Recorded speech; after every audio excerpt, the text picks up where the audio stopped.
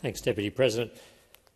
A little over a month ago, Australia changed irrevocably. When the sun shone its first rays on Bondi Beach that morning of Sunday, the 14th of December, it greeted an Australia that we knew and we loved. But when the sun set on that same day, it did so to the cries of grief, to the wailing of sirens, to the frantic agony of families. It set on a nation transformed by a shock and a distress that we are still struggling to understand.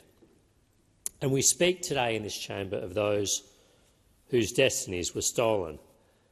Edith Brutman, a community figure well known for her work at B'nai B'rith. Dan El-Kayem, a French national who'd made his life and his home in Australia and was celebrating his Jewish faith.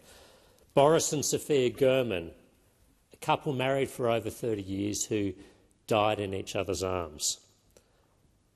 Alex Kleitman, a Holocaust survivor, would you believe? Survived the Holocaust only to be killed at Bondi, who died while shielding his wife. Rabbi Yaakov Levitan, a fixture of the Bondi Chabad community, active in the Beth Din, the general manager of the main synagogue at Bondi. Peter Mayer, a decorated police detective of over 3 decades in the eastern suburbs, a stalwart at Randwick Rugby, an amateur photographer, whose funeral filled St Mary's Cathedral just last week.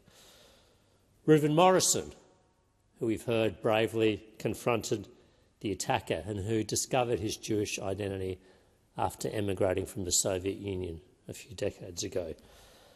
Marika Pogani, who delivered tens of thousands of Meals on Wheels from the COA headquarters in Bondi Junction, even into her 80s, looking after people less fortunate than herself.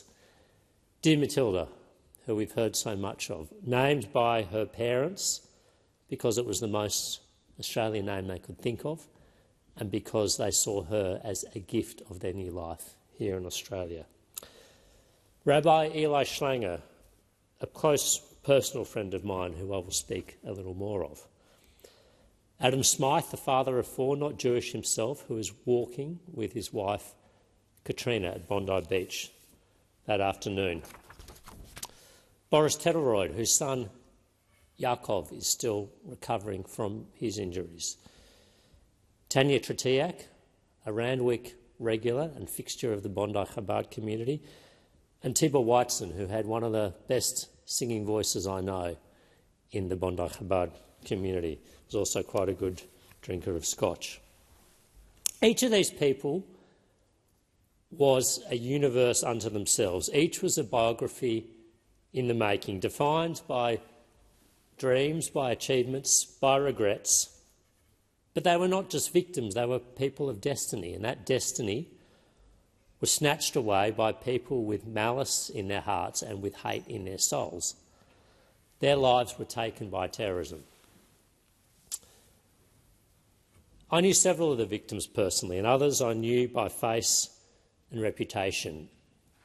Many of them were from the Russian Jewish community, centred around the Chabad of Bondi, where Eli Schlanger and Yaakov Levitan served with such devotion. And Eli in particular was more than a community leader. He was a friend. I shared Shabbat dinners with him. I celebrated birthdays with him. At the time of Passover, as a non-Jew, he would arrange for me to buy the chometz and then sell it back to the Jewish community when Passover was over. And it was Eli who was the driving force behind Hanukkah by the Sea, the celebration that was the scene of this terrible massacre on the 14th of December. Because Eli, although he was realistic about the threats that his own community faced, never was willing to hide away his Jewishness, was never willing not to share the spirit and the teaching of Judaism with non-Jews, was never prepared to hide who he was or who his faith was because of risk to his community. And Eli's optimism was infectious, his energy was indefatigable.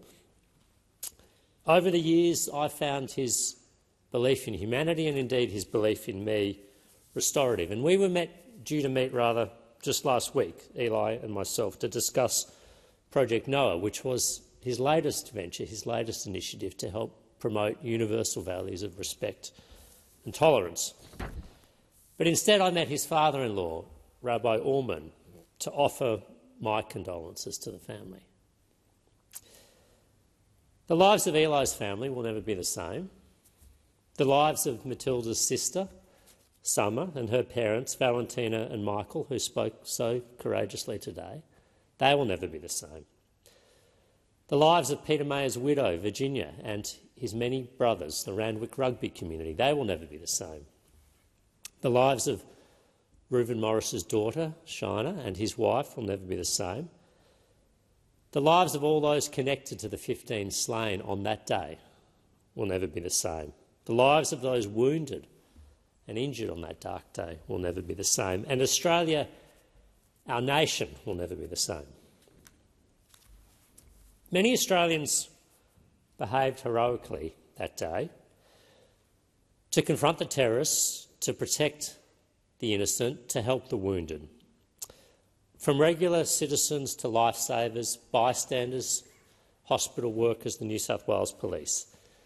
These heroes deserve our thanks and our recognition. But we must be careful not to use their heroism as a shield. Heroism cannot wash away this stain of national shame. It cannot bring back the dead. And it must not permit us to avoid the searching and fundamental questions that this massacre demands.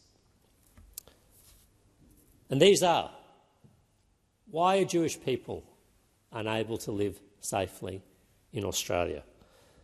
Why do Jewish schools require armed guards? Why must a community of faith feel anxious simply for gathering?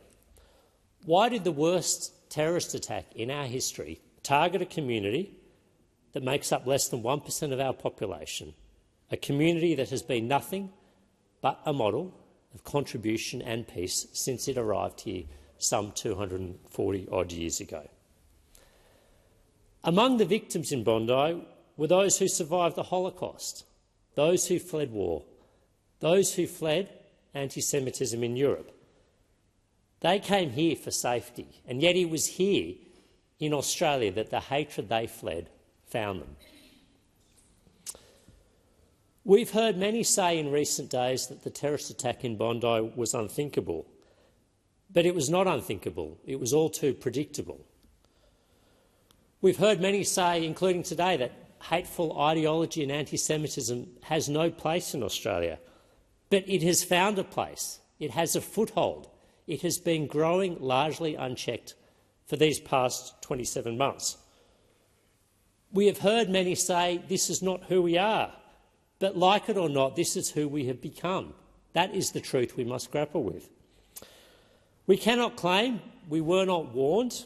For over 2 years, we have witnessed a sustained campaign of harassment and vitriol and violence targeted at one specific community here in Australia, unprecedented in our history. No other form of racial prejudice would have been allowed to fester and grow and ferment and metastasise in this way. But too many of our institutions and too many of our leaders turned a blind eye. Too often the instigators were contextualised or given a pass. Too many leaders treated this as a Jewish problem and not an Australian crisis. And it is a tragedy beyond words, beyond comprehension, that it has taken a massacre at Bondi to awaken us to this reality. But let it be clear, if we cannot guarantee the safety of one community, then the safety of every Australian is an illusion. Deputy President, many of the victims killed on that dark day were Jewish. Not all of them, but most of them. And in Judaism, they say of the departed, Zichrono livracha, or may their memory be a blessing. This is an exhortation that the deeds of the dead must continue to inspire those who remain. But we cannot truly honour the memory of those killed at Bondi with words alone. We will only honour them through an honest reckoning with our failings. We will only honour them by refusing to look away from the hatred that took their lives. The duty to protect our citizens is the first and the most sacred duty of this Parliament. And we failed that task for the Jewish Australian community and the community at Bondi just last month.